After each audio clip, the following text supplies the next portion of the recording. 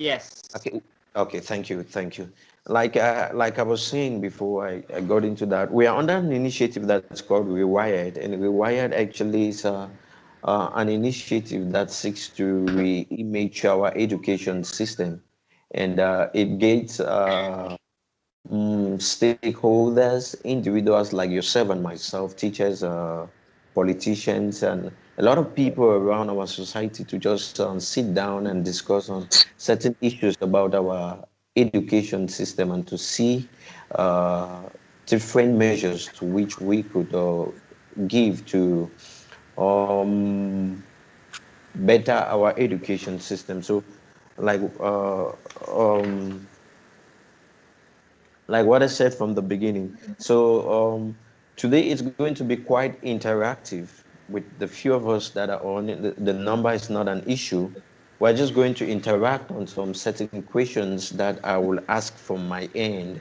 And if you feel inspired, if you have a contribution to make, then fine. You will just maybe unmute your mic and then give us your contribution.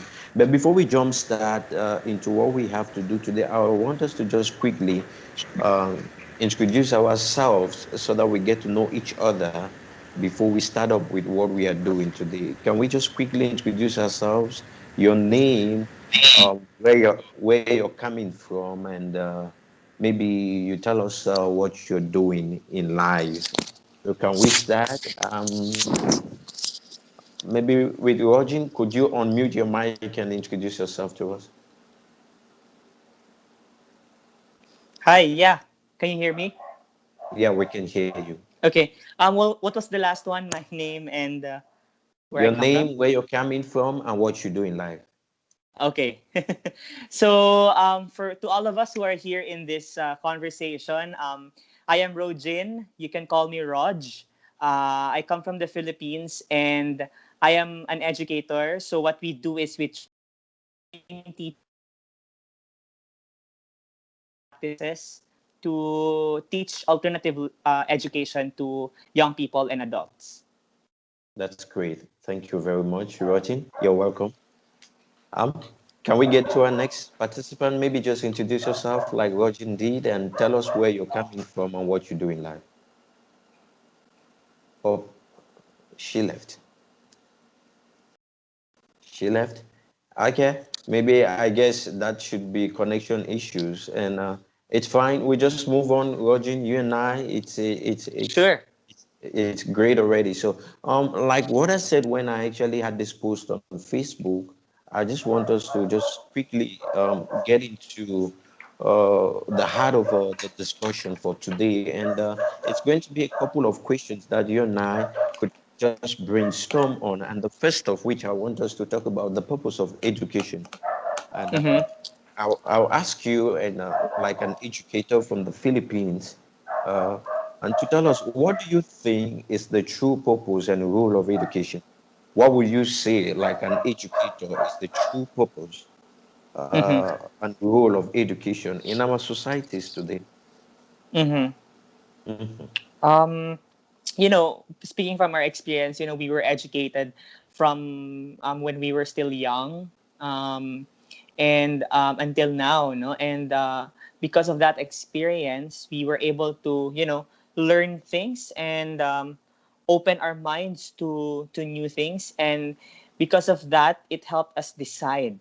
So I think one of the major roles of education is to help people create decisions and to help people stand up for the decisions that they make, because at the end of the Wow. day, we may learn so many things, but um, all of the things that we learn may be nothing compared to when we use it for standing up for something or making a decision. Because every day when we wake up, choices are there in front of us. When we open, when we wake up, we could ask, what are we going to do? Are we going to brush our teeth? Are we going to what am I going to wear today? So, our lives are full of options and choices, and it it awaits our decision to choose perhaps a particular option. So I think one of the major roles really of education is to help people um, make their own choices, create their Mhm. decisions, and stand up for it. That's great. Thank you very much, Virgin. I think that was quite explicit. And what I got from your point was that the role of education today in our communities is to help us make informed choices. That's great. That's Um, right. um, yes, she just came in, please. Before you came in, we were at the stage of introducing ourselves. Maybe just tell us your name, where you're coming from, and what you're doing as we get into our conversation for today.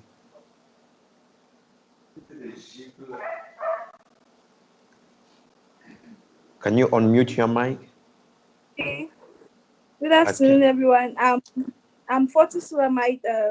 I'm a Cameroonian, and as I'm a student, I'm doing Wow. maths in food and bio resource technology. Wow, that's great. It's nice meeting you, Shulamai. Thank you. The pleasure. Okay.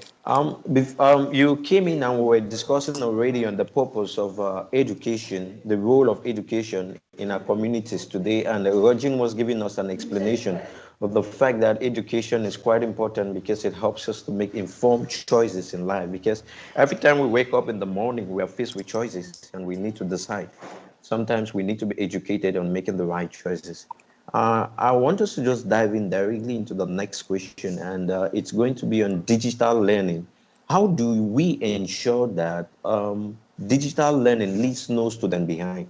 You want to agree with me that we are in a period where education is gradually shifting from the typical way we usually know about education, what we sit in classrooms, to a computerized world now. So, how do we ensure that in a time like this, um, no student is left behind? Maybe Shulamite could help us with our own point of view on this.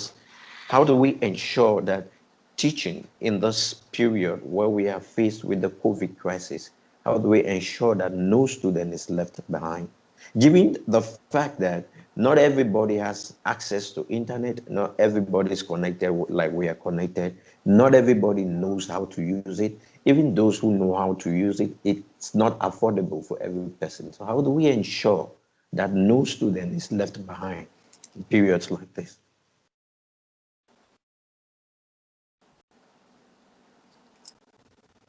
Actually, you have said almost everything because not everybody can have access to the devices that connect to the internet.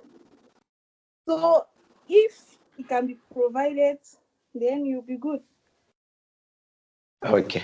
So you're talking Yeah. about a system where maybe our educational system, maybe our government can actually make provisions for those devices so that it becomes easy for students to jump into this digital age and none is left behind.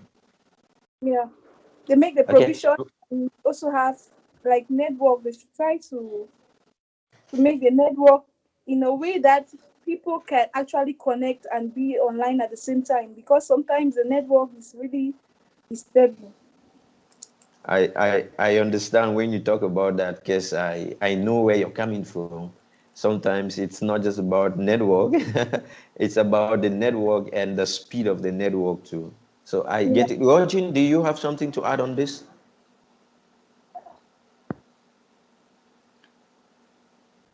Yes, I can add something. Okay, that's great. Just go on. Um, we how do we use digital learning as a way to include every student, and so that That, no one will be left behind for this. I was that's right. thinking about three things. First Okay. is that we could ask ourselves, are there resources available? Okay, are there Uh, enough resources available for us to be able to transfer or to transition from the traditional kind of teaching students to the digital way of learning? Second, I was also thinking about expertise. Do we have okay. enough resources in terms of human resources who are experts in using these devices, in taking advantage the benefits of digital learning. And then the last one is relevance. Um, how do people see digital learning? Mm-hmm. Because as I see it, if they don't see the relevance of having, of trying out digital learning, they won't be able to use it to into its highest, or into its fullest advantage. So, Okay. those are the three things I was thinking about. It's difficult, and I think it's the move right now. It's the move right now that people will be transitioning from traditional teaching to digital learning. Making books into the tip of our fingers, Mm. creating online sessions. But problems arise because we are not used to it. And so if all of us are not open to using digital learning, or its relevance, if we don't see it, then we will not be able to really benefit from it. Thank you very much. That was nice. Thank you. Now, the next question I want to ask to us, I want to direct it to you, Roger, like an educator, and I just want you to give me your point on it. What is the purpose of grades in education? What do you think should and shouldn't be measured? In case I know, like a Mm-hmm. teacher, you have to score a student. Maybe you give Mm-hmm. a pass mark, or maybe sometimes when we're back in school, when you don't score a pass mark, you become really discouraged, and it's like maybe I didn't understand. So, what do you think is the purpose of grades in education, and what do you think should be measured in that, and Yeah. what should and should not be measured when we are grading? Yeah. I think, assessment is very important, or evaluation is very important when we teach. I could speak from many different perspectives, but in my answer right now, I'm going to be coming from the perspective of teachers, of educator. Okay. Roland, we assess the learning of our students, not just only for our students to know where they are in terms of learning, where they are Mm, in terms of learning a particular skill, a particular topic, a particular content or knowledge. But I think more than that, assessment and evaluation is really for the teachers, for educators, mhm, because the results, the data that we get from the assessment, from the evaluation, will inform us on our next steps. It will inform us whether we will remediate this particular group of students who are not performing really well in terms of their exams.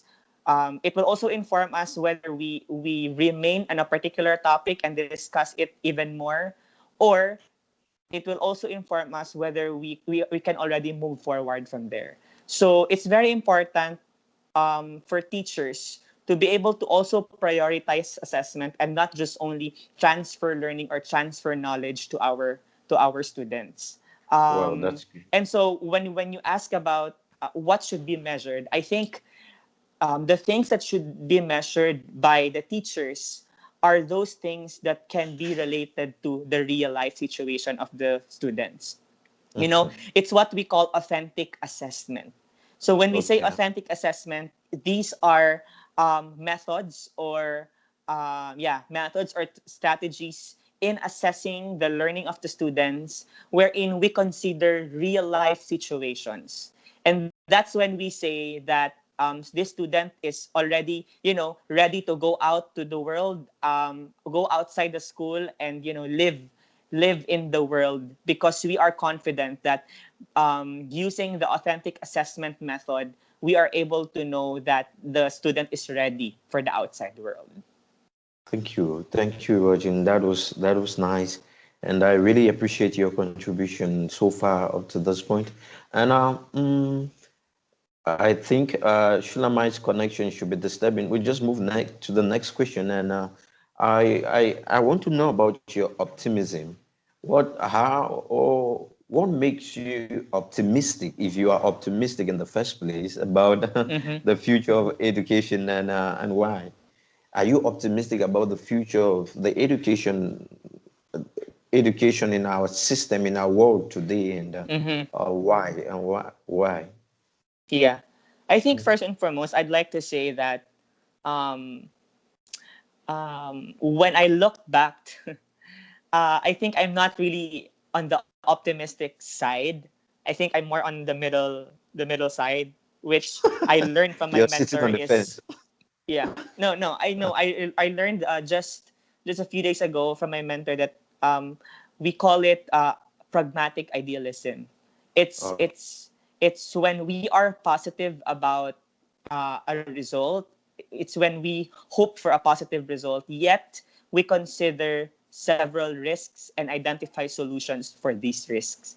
So, in yeah. terms of looking at education from that point of view, as a pragmatic idealist, um, you know the world of education is continually evolving. There are several needs in the part of our students that we as educators should fulfill, and every day their needs are evolving. Every day, because their needs are evolving, we our teaching should also evolve and should also try to adapt to those kinds of needs. Mhm. But I'm hopeful that um, when educators continue to do what they do best, which is to educate and not just do and not just teach just because of their just because of salary perhaps or the money Mhm. that they get out from it.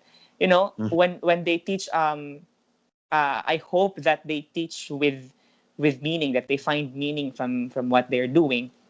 And when Mhm. people or when educators are from that kind of point of view, then I'm positive. I'm hopeful that whatever challenges that we will be having in the education um, world, we will just go through it, and we'll be able to find ways to navigate through it. Thank you, Roger. Thank you.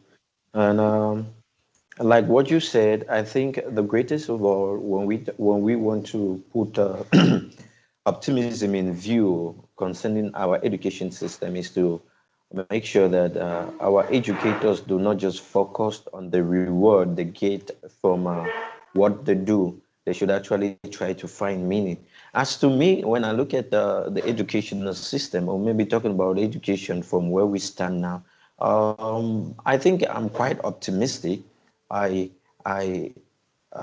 maybe not because in some research and evidence, but just for the simple fact that while, particularly from our African context, when I look at how we were educated in the past, the means were quite developed. But this does not even say that we did not understand. But I want to say that through these methods and measures through which knowledge was dispensed in the past, there were a lot of things that were not taken into consideration. But when I look at how educational systems have evolved from maybe when we were still back in the primary schools right up to this point, I think that I should be optimistic because we are growing. And one thing I learned recently was the term resilient. That's actually being able to adapt in the Mhm. face of adversity. And when I look at the world today with the advent of COVID, and then I see everybody go from actually normal amphitheaters and classrooms into Zoom calls and conferences to study, I think we are evolving and we are staying and keeping track with the adversities or the challenging situations that the world is going through. So to me, I'm quite optimistic about education in our system. So without much waste of time on that, I just want us to talk on something now. Shlamai, thank you for coming back on. And this question, I would like to direct it to you. What if there were no jobs? What would you be educated for? Because I know when you introduced yourself, you told us that you study agriculture in the university. You're doing your master's program, if I'm not making a mistake. So now I want to ask you this question. What if there were no jobs, what would you be educated for? why would you want to go to school if there were no jobs after to reward you after your schooling? Okay. If there are no jobs, why I want to go to school is because when you study, it helps not only it helps your mind, it helps you to be able to reason, like to reason in the society and how to behave. If you take a look at the people that have not gone to school, the way they reason is really different from the way somebody that has gone to school will reason. So aside from the fact that I'm going to school to like have a job in the end, and if there is no job, I would like the way I reason because I've discovered from the days, the more I study, the more I reason to an extent. I reason better than before. Mm. Okay, thank you very much in that. I think that point was quite straightforward. It builds your character. We go to school not just for job, but for character. And I think this in the world today, we have a lot of people who we can say that have gone through school and school has not gone through them because you see the qualifications they have, but they're unable to really behave and they relate with other people out of the classrooms like they should.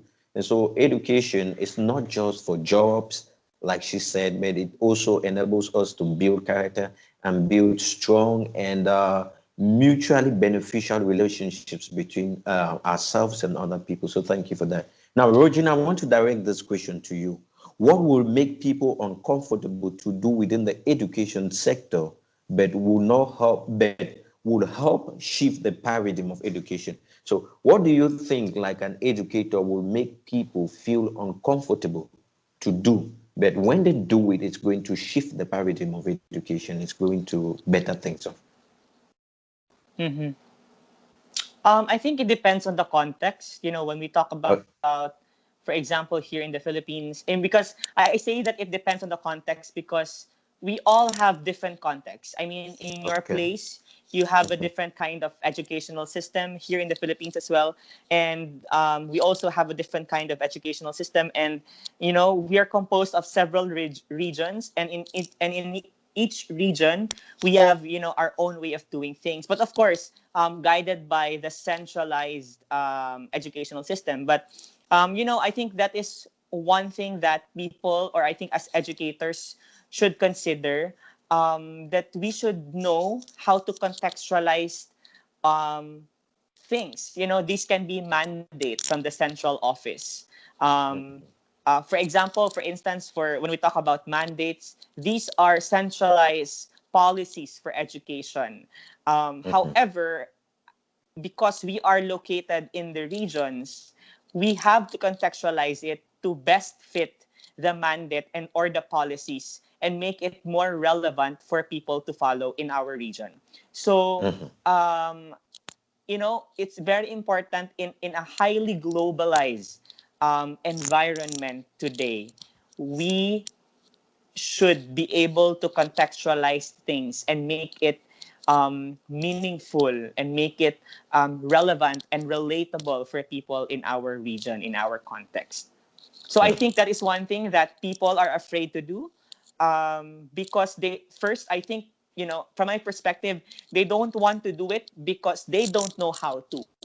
And because That's they right. don't know how to, they are afraid to do it because they might fail. So but I think, you know, as in the education sector, I think the educational leaders should push for that, because um, unless we are able to contextualize things, the things that we teach to our students and the policies that we implement in our region will remain meaningless and will remain, and problems will recur and happen again over and over again. So if you want to move forward and change the shift and the system of doing things and our, you know, the way of doing things in our sector, for example, in your region, for example, we should make it meaningful for us. We should contextualize, and they Thank some you. others would say we localize. Thank you, Roger. Thank you. I think that's one of the greatest challenge Africa is facing back, because when you talked about contractualization, we sometimes think that solutions that affect global challenges maybe are actually going to cut across every sector of the world the same in the same way. But like That's what right. you talk about, yes, like what you talk about contextualization, it is quite important for us to sit down and tailor out what is going to work for us. Because we cannot begin to think of adopting maybe a strategy that is used in the United States, or maybe Mm-hmm. in Pacific Asia, like where you're coming from, and we think that it's going to suit the context of Africa.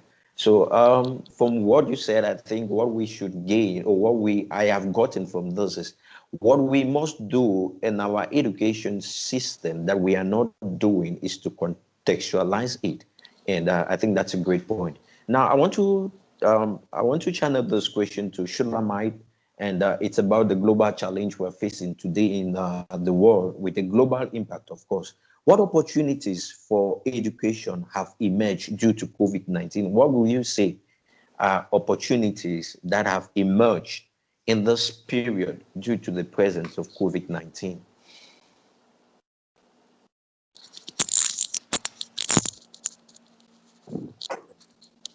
Okay, if I understand your question, the opportunities that have emerged is like, because for our university, like University of Amanda, we never had the e-learning something, the online learning. Mhm. So it has emerged, but to this extent, we don't really.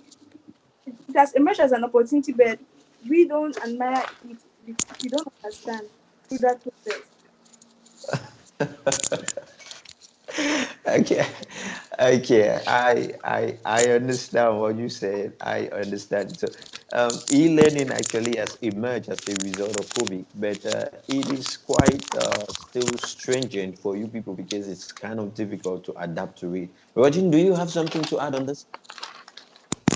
I was looking for my notes because in my master's class we discussed about um, challenges and opportunities that Uh-huh. arose because of COVID-19. I'm 19. reviewing my notes, but I can't find it now. But if I could just recall from our discussion. I think one opportunity is to do a reset for education. Okay. You know, Okay. because of COVID-19, we we were posted with challenges. You know, we were we were asking questions like, so how are we going to teach these lessons? How are we going to make sure that our students are learning the competencies or the skills that they need to learn in this shortened span of time? You know, Mhm. and how do we get learning across into their homes and not, you know, without them going out of their houses. So um, I'm thinking like one opportunity is for us to reset education. And when I talk about reset, I think the process of resetting is pointing us towards identifying what are the most essential learning skills or learning competencies for our students. You know, Mhm. for example, here in the Philippines, we have a curriculum that we follow. Okay, so from kindergarten until grade 12, and even in the universities, we all have a curriculum to follow, and these curricula are contextualized or are designed um, given that the context are, you know, the physical way, the traditional way of teaching. But we had to overhaul our curricula so that the ones that will remain, the competencies that will be taught in schools are the most important competencies.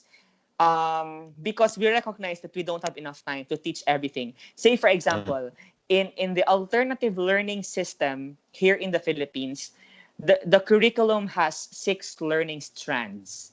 And in Okay. each learning strand, for example, say in communication skills, there are 200 to 300 competencies that the students should learn.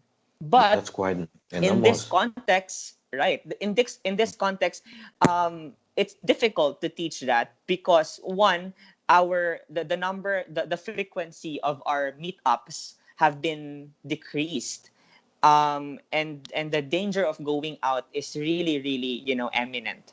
And so we had to contextualize it. We did a curriculum mapping wherein we went through each of the skills and we identified which are the power competencies, which are the power skills, which means so that we will be able to identify those skills that will enable our students to learn other skills. So, for example, when they learn this particular skill, we know that they will be learning another skill out from this.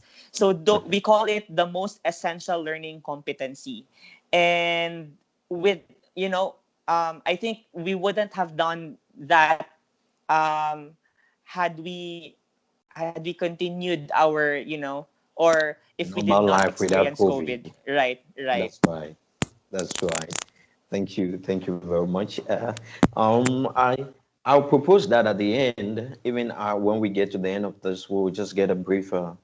That's why I asked you to do the recording in the first place, so we could jot down some important points at the Right. end. So Can I yes, add you have to. something? Can I add Yeah. something?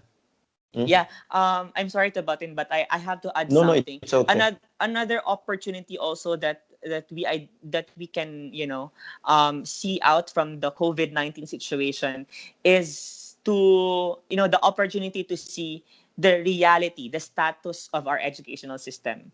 I don't know if it happened in your country or in your context, but I think in our context here in the Philippines, we were able to really see the different challenges that our educational system are experiencing. Like, for example, funds. We discovered that, funds are not enough, or if they're enough, I mean, if they're budgeted enough, funds are not expense enough. I mean, properly. They're not put into proper purposes. So, many realities. Like, for example, we realize that classrooms are no, no, not classrooms. Yeah, that schools are not ready for these kinds of global emergencies. That, because if we have like schools who have already foreseen this kind of pandemic, then we wouldn't be experiencing this much challenges. But the reality is otherwise. It's the opposite. We are experiencing these challenges because we have not foreseen this. We have not trained our teachers to facilitate learning, distance learning. We have not looked into creating learning resources for distance learning. So, this COVID-19 pandemic gave opportunities for educators to reflect on on their planning, on how they administer, how they manage their schools.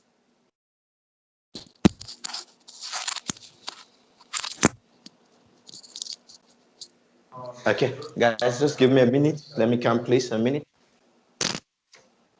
Yes, ma'am.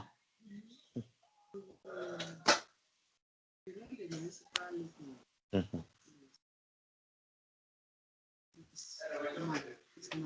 Mhm.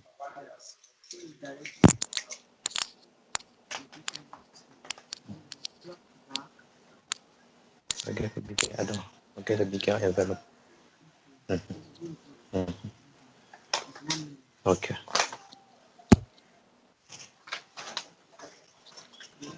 Yes.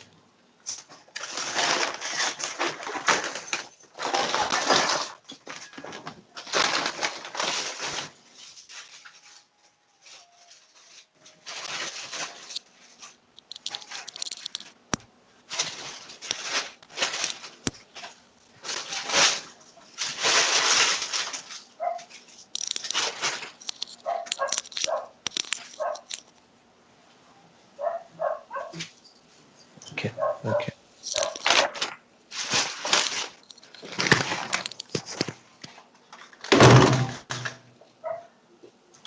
Okay, guys, I'm very sorry. I have to.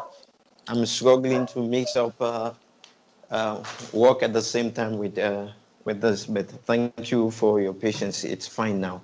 Rajin, thank you very much for that opportunities that I mean, the insight you've given us on opportunities that have come as a result of COVID-19. Thank you, Shulamaitu, for your contribution. Now, I want us to talk about uh, something about imaging education. And I want you to imagine that. Now, this is for all of us, yourself, Rojin, and Shulamai, please. Let's imagine you give a talk at maybe your university now, where you teach, and in front of thousands of people. What would your message be on re-imaging, please? The word is re-imaging. What would your message be on re-imaging education in the world today? What's the message you share on re-imaging education in the world today? We'll take these, and that after that we'll have just one last question. And my desire is that maybe some other time we could sit with a bigger audience and have a lot of space and time to really deliberate on some of these issues. And then I might also have the time to invite some experts in the field. I want to really thank you, Roger, for availing your time. We're not finishing yet. We still have one last question to go through. But thank you already for availing yourself, and Shulamite for your time too. But I am trusting that with time we can reorganize something with more persons together to talk about this. But now let's come back to the question. What would your message be if you had to address young people, say in your university, about re-imaging education? Let me start with Shulamite. Ladies before gentlemen.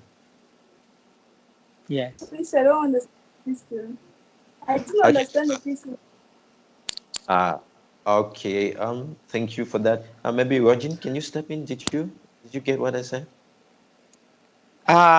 Yeah. So if I were to stand in front of young people today and talk about reimaging education, or I think if I put it in another phrase, I think it's giving another meaning to education. Is that right? That's right. Something That's like right. that. So I think I talk about first really the importance of education. Education uh,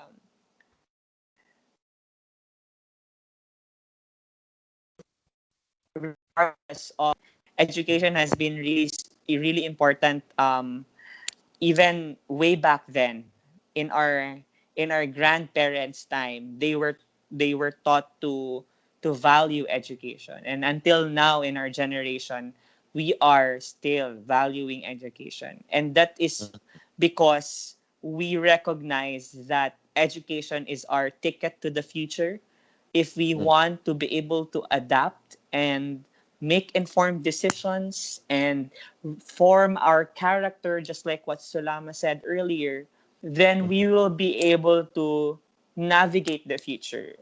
We will be able to find solutions for the challenges that will emerge in the future. mm, Education will prepare ourselves for what is coming, for what is in store for us. And mm, um in countries like the Philippines, for example, or for those who only have education as their hope, I think I would like to encourage them to still continue pursuing their education, finishing their studies, so mhm. that they'd be able to get their families out of the cycle of poverty.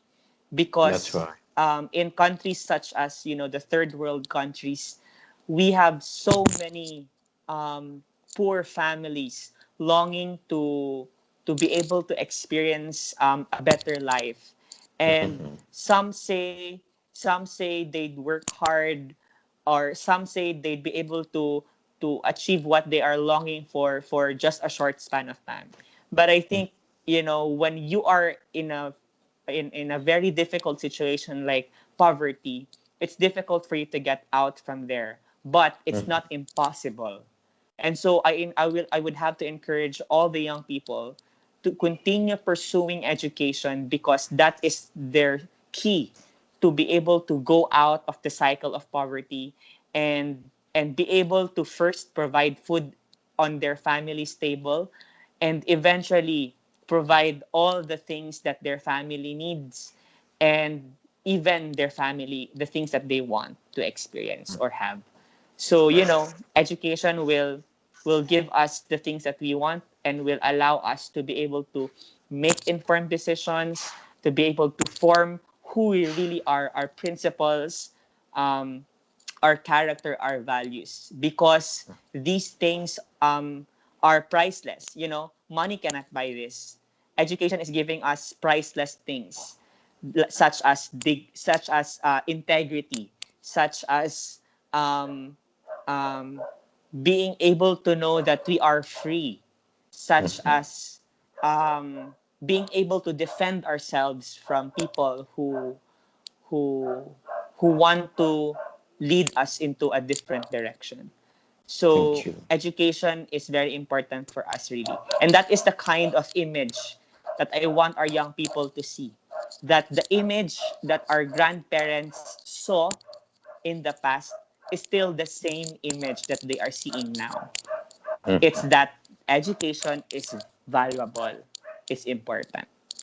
Thank you. Thank you, Roger. As for me, that was great. It was a great contribution on that. To me, I would just say this one thing. One thing I learned when I was growing, it's almost like I don't know, call it a quote. It said that the heart of education is the education of the heart. That is at the center of every educative process. It should be the purpose should be to educate the heart.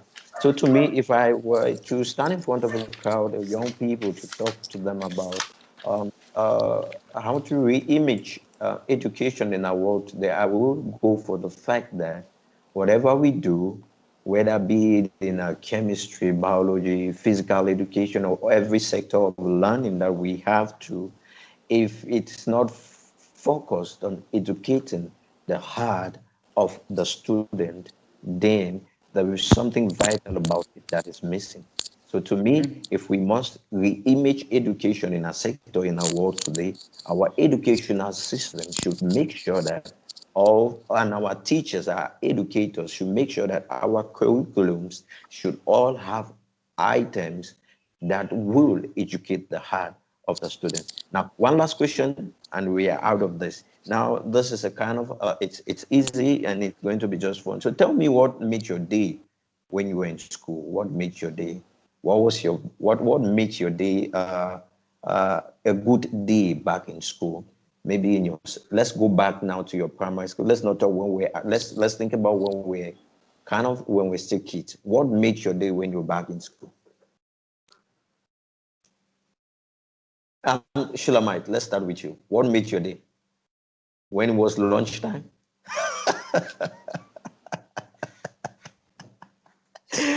Please unmute your mic and tell me what made your day back in school.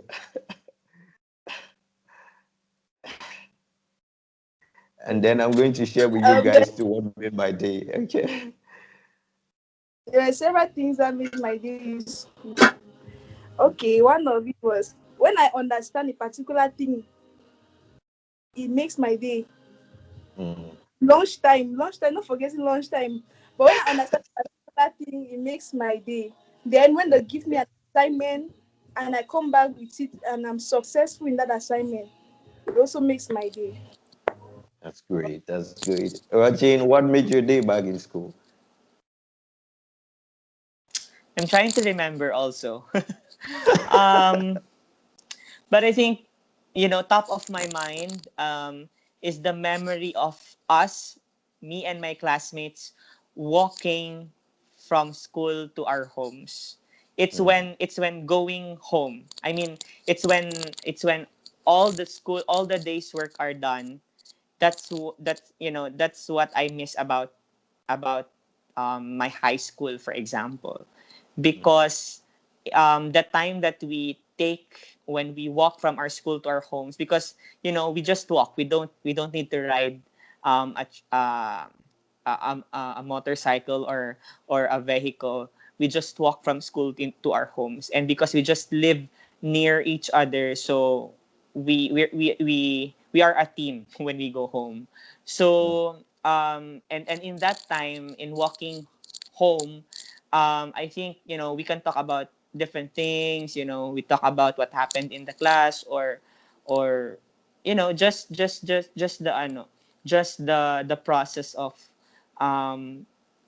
walking. And when I get home, I get to watch my favorite, anime, or I get to have my snack when I reach home. So that's one memory that I can still remember when you ask the question. I know there are so many memories and things that will make my day in school, but that's one thing that is very nostalgic for me.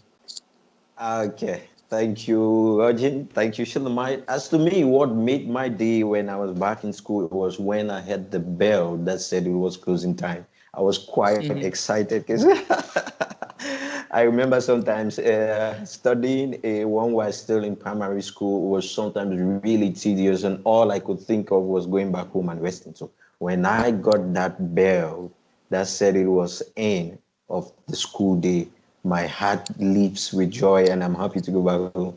Okay, guys, thank you very much. It was such an interesting interaction with both of you. And I trust that maybe we make up time again some other time to sit with a larger audience to talk about this. And thank you for your time. Thank you again. Roger, thank you. Thank you, Shulamai. Thank you for doing the recording.